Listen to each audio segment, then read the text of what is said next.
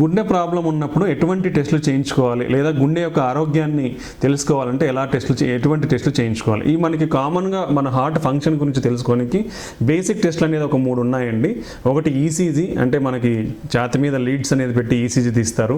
రెండోది 2D echo scan లేదా heart scan అంటాం. దీంట్లో క్లియర్గా మన గుండెని మనం స్కాన్లో వీడియో లాగా చూడొచ్చు.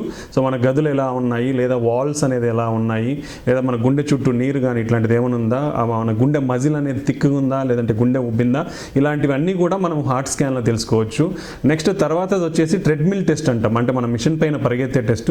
ఇది పర్టికులర్లీ ఏంటంటే మనకి గుండె రక్తనాళాల్లో ఏదన్నా బ్లాక్స్ ఉంటే మనం పరిగెత్తినప్పుడు మనకి ఈసీజీ చేంజెస్ కానీ, బీపీ చేంజెస్ కానీ, సిమ్టమ్స్ కానీ వచ్చే అవకాశం ఉంటుంది. ఇది ట్రెడ్మిల్ చేసినప్పుడు మనకి ట్రెడ్మిల్ టెస్ట్లో ఈ హార్ట్ బ్లాక్స్ ఉండే అవకాశం ఉండొచ్చు అనేది మనం తెలుసుకోవచ్చు.